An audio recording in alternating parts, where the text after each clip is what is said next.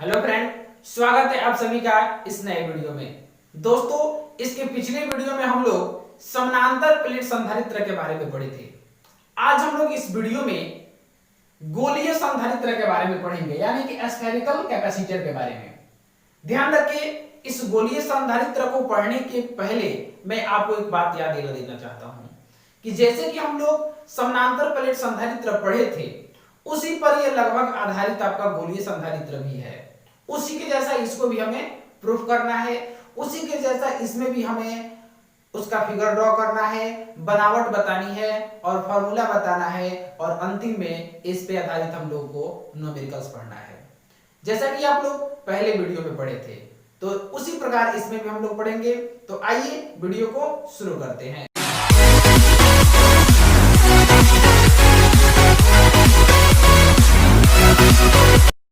अब सबसे पहली बात हमारे मन में ये आती है कि भाई गोलीय संधारित्र कहते किसे हैं, यानी कि इसका पहले डिफिनीशन को जानते हैं।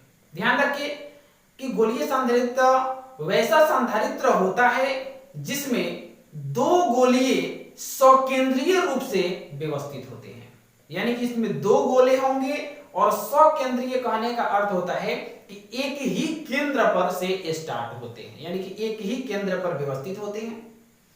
अब क्या है कि ये तो आप डिफिनीशन जान लिए, इनकी बनावट कैसे होती है उसे पैराग्राफ चेंज करके लिख लेंगे। तो आप लिखते चलेंगे, मैं तब तक फिगर बना देता हूं। आप लिखेंगे, माना कि दो गोला सकेंद्रीय रूप से व्यवस्थित होता है जिसका केंद्र एक ही होता है और पहला का त्रिज्या a, दूसरा का त्रिज्या b होता है। देख सकते हैं आप, जैसा कि मैं फिगर में भी बना दिया हूं। और दोनों का केंद्र से और सबसे बाहरी बिंदु के बीच की दूरी x होती है। इसमें अब आपको बताया जा रहा है कि अंदर वाला प्लस आवेशित होता है, साथ ही बाहर वाला आपका माइनस आवेशित होता है। माइनस भी हम बना लिए। इसमें यह भी लिखिएगा कि बाहर वाले को भूगृत कर दिया जाता है, यानी कि भूमि के अंदर अर्थिंग दे दिया जाता है, और अंदर वाले गोले को सेल के या बैटरी के धन या ऋण ध्रुव से जोड़ दिया जाता है। इतना लिखने के बाद आपको फिगर ड्रॉ करना है। फिगर ड्रॉ करने के बाद से हमको लिखना होगा, हम जानते हैं, आपको ये बात पता होना चाहिए, गोलीय संधारित्र की बात हम पढ़ रहे हैं और गोलीय के लिए आपको विद्युत तीव्रता पता होनी चाहिए। क्यों पता होनी चाहिए? क्योंकि इसके बारे में मैं आपको पढ़ा चुका हूं। अगर आप नहीं पढ़े हैं तो पीछे वाला वीडियो अवश्य देखिए, उसमें मैंने जिक्र किया हुआ है। देखिए, तो यहां गोलीय संधारित्र के लिए तीव्रता आपका होगा E बराबर 1/4 pi epsilon not into Q by x square. क्योंकि दूरी की बात हो रही है तो यहां दूरी जो है आपका एक्स स्क्वायर, इसे मान लीजिएगा इक्वेशन 1। इसी प्रकार पुनः लिखिएगा आप, पुनः हम जानते हैं E बराबर होता है माइनस dv बाई dx। क्या होता है जी? Minus dv by dx। जब इतना होता है, आगे इसका कैलकुलेशन करते हैं। मान लीजिए कि अगर हमें dv का वैल्यू निकालना हो, किसका वैल्यू? dv का। तो dv का जब वैल्यू निकालेंगे, कैलकुलेशन कीजिएगा, तो dv बराबर में हो जाएगा माइनस e इंटू dx। इसे मान लीजिएगा समीकरण नंबर 2, और उसके बाद आगे जिक्र करेंगे। देख सकते हैं आप, यहाँ पे आपको dx इधर चला आएगा तो e इंटू dx होगा, माइनस को इधर भेज देंगे तो ये वैल्यू हो जाएगा आपका माइनस e इंटू dx। अब यहाँ आप लिख लीजिएगा फिर से एक बार, dv बराबर माइनस e इंटू dx, और लिखिएगा इसके बाद समीकरण 1 से। ध्यान रखिए समीकरण 1 क्या है। समीकरण 1 यहाँ आपको दिया गया है कि E बराबर 1/4 pi epsilon not into Q by x square. ये वैल्यू हम ले जाकर के E के जगह पे पुट करेंगे। देखिए dv बराबर में माइनस और E का वैल्यू यहां से रख लेंगे 1/4 पाई एप्सिलॉन नॉट इनटू आपका Q बाई एक्स स्क्वायर और इनटू में आपका dx है तो dx रखेंगे, इतना रख लीजिए। इसके बाद अब आपको क्या करना है कि कुल निकालना है, कुल विभव की बात करेंगे। क्या निकालना है? कुल विभव। और एक बात ध्यान रखिए, जब भी हम कुल के बारे में बात करते हैं फिजिक्स के कैलकुलेशन में, तो यहाँ पे हम लोग इंटीग्रेशन निकालते हैं। क्या निकालते हैं? इंटीग्रेशन। इंटीग्रेशन निकालिए, इंटीग्रेशन डीवी कहां से कहां तक? 0 से v तक, यानी कि upper limit v lower limit 0 बराबर integration 1/4 pi epsilon not into q by x square dx। और कहां से कहां तक? तो इसमें आप मान लीजिएगा b से a तक, यानी कि b वाला देख सकते हैं आप, b वाला बाहर है और a वाला अंदर है, तो b से a तक के बारे में हम लोग पढ़ लेते हैं। अब इसका इंटीग्रेशन निकालें, इसका इंटीग्रेशन निकालेंगे तो आपका क्या होगा? d से इंटीग्रेशन का साइन खत्म होगा, केवल v बचेगा। कहां से कहां तक? 0 से v तक। और इसमें आप देखिए 1/4 पाई एप्सिलॉन नॉट तो कांस्टेंट वैल्यू है, q यानी कि किसी वस्तु के लिए q यानी कि आवेश भी जो होता है वह कांस्टेंट होता है, तो वो भी आपका सब बाहर आ जाएगा। देखिए कैसे होगा बाहर, तो q/4 पाई एप्सिलॉन नॉट बाहर हो जाएगा और इंटीग्रेशन में बचेगा 1/x स्क्वायर dx। कहां से कहां तक? b से a तक। इसके बाद देखिए यहाँ पे हम क्या करते हैं, जब अपर लिमिट लोअर लिमिट होता है तो इसके जगह पर एक बार अपर लिमिट रखते हैं माइनस लोअर लिमिट, यानी कि v माइनस 0 हो जाएगा और बराबर यहाँ देखिए q/4 पाई एप्सिलॉन नॉट उसी तरह से रहेगा। इसका इंटीग्रेशन करते हैं तो यहाँ 1/x स्क्वायर का इंटीग्रेशन नहीं कर सकते हैं, क्योंकि इस तरह का कोई हमारे पास फॉर्मूला नहीं होता है, उसको ऊपर लेके चलते हैं। इंटीग्रेशन में आपका b से a तक तो ऊपर जाएगा तो x के पावर -2 dx हो जाएगा। अब यहाँ इंटीग्रेशन आप आसानी से निकाल सकते हैं, क्योंकि फॉर्मूला आपको पता है x के पावर n a के पावर n वाला फॉर्मूला पर। तो यहाँ b माइनस 0 कितना हो जाएगा? b हो जाएगा बराबर यहाँ q/4 pi epsilon not into यहाँ देखिए x के पावर -1 का फॉर्मूला क्या होगा जी आपको? x के पावर -2 + 1 बटा -2 + 1। और कहां से कहां तक लिमिट है उसको रख लेंगे, b से a तक है। आइए अब हम इसका कैलकुलेशन जो है इस साइड में कर, तो देखिएगा यहां पर v बराबर हम लोग का निकल चुका है -q/4 pi epsilon not into x के पावर -2 + 1 बटा -2 + 1। और ये लिमिट कहां से कहां तक है? b से a तक। शायद आपका ये माइनस छूट गया था, आप माइनस सब में जो है ऐड कर लेंगे।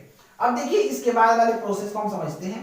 v बराबर में आपका वैल्यू देखिए कितना हो जाएगा, -q/4 पाई एप्सिलॉन नॉट इतना ही रहेगा। और यहाँ देखिए x के पावर -2 + 1 तो माइनस प्लस माइनस हो जाएगा, यानी कि आपका बचेगा x के पावर -1 बट्टा में हो जाएगा -1। लिमिट कहां से कहां तक है?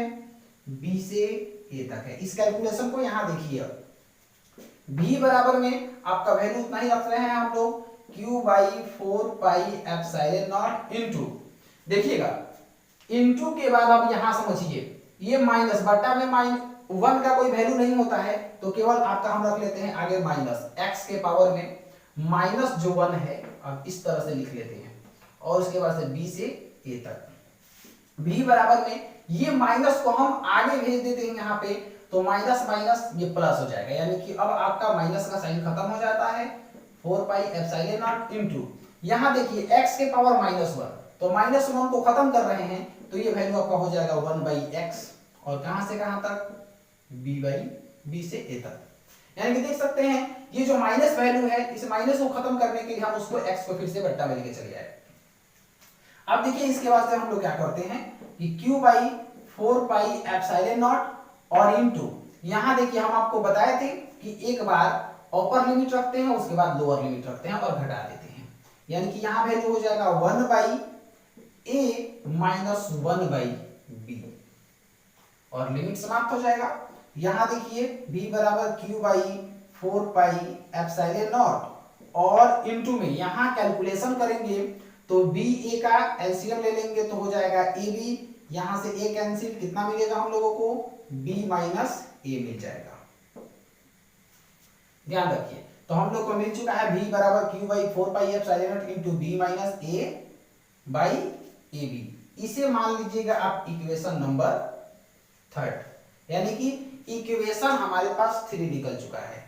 अब यहां ध्यान रखिए, चूंकि हम जानते हैं धारिता सूत्र से, कौन सा सूत्र? धारिता सूत्र से।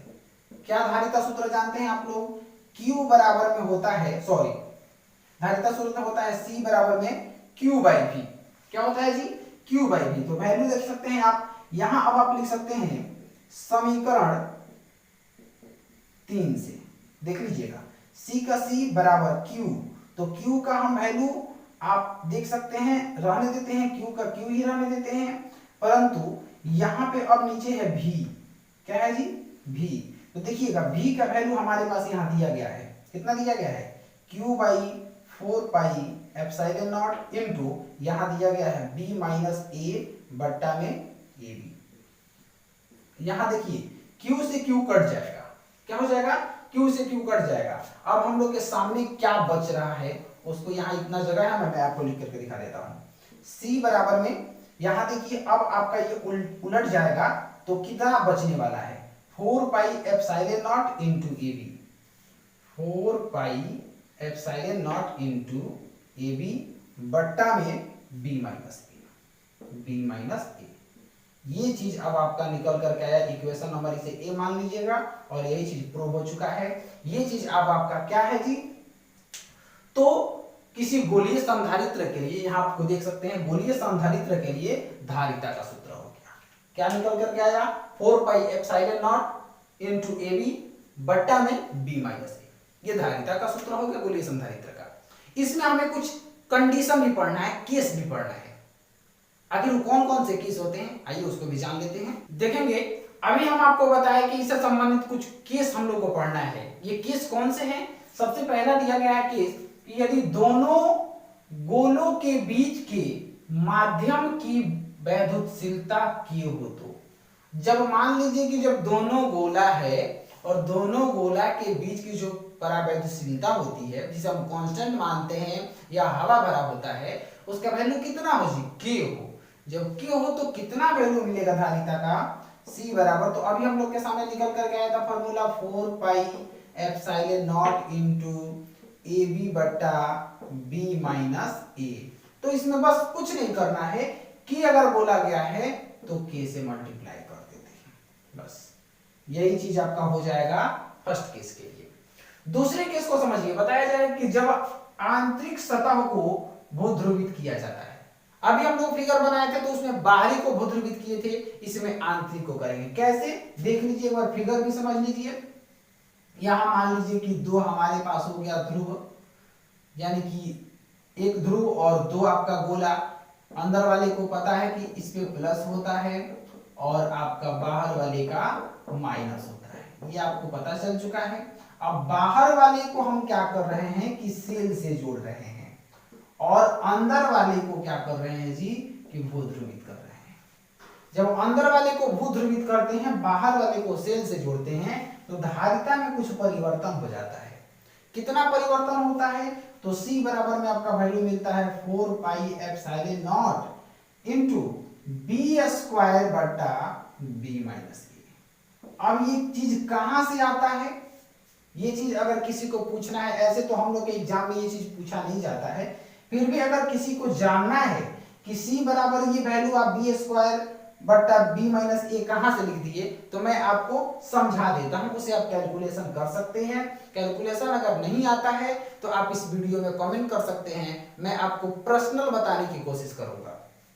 देखिए कैसे क्या करेंगे। तो सबसे पहले आपको C बराबर पता हो चुका है कि 4π/0 इंटू ए बी बट्टा बी माइनस ए होता है, ये चीज आपको पता हो चुका है।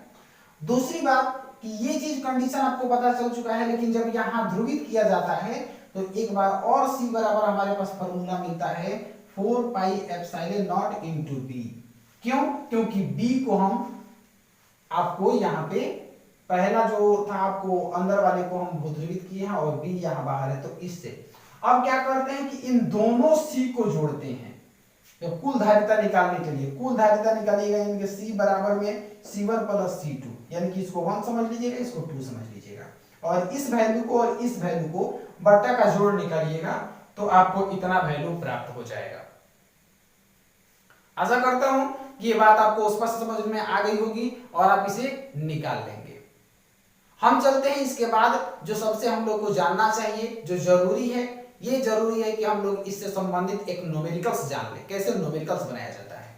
आइए हम लोग न्यूमेरिकल्स को देखते हैं। देखिएगा हम लोग के सामने जो न्यूमेरिकल्स दिया गया है, क्या कहा जा रहा है जी, कह रहा है कि गोलीय संधारित्र की गोली की त्रिज्याई 0.09 मीटर तथा 0.10 मीटर है, तो इसकी धारिता निकालें। यानी कि दोनों गोला है, दोनों गोले का वैल्यू दिया गया है, हमें इसकी धारिता निकाल लेनी है। आइए सॉल्यूशन करने के लिए सबसे पहले जो वैल्यू दिया गया था उसको नोट करते हैं। फर्स्ट का त्रिज्या का वैल्यू दिया गया है a बराबर 0.09 मीटर, b बराबर दिया गया है 0.01 मीटर, सॉरी 10 मीटर। अब क्या है कि हमें निकालनी है धारिता। धारिता का फॉर्मूला आपको पता है 4 pi epsilon not into ab बट्टा में b माइनस a। वैल्यू रखने के लिए पहले इसको हम थोड़ा सजा लेते हैं। c बराबर में 4 पाई एप्सिलॉन नॉट पहले रख लेते हैं इनटू ab बट्टा b माइनस a रख लेते हैं। इससे थोड़ा सा हमको आसानी हो जाएगा वैल्यू रखने में।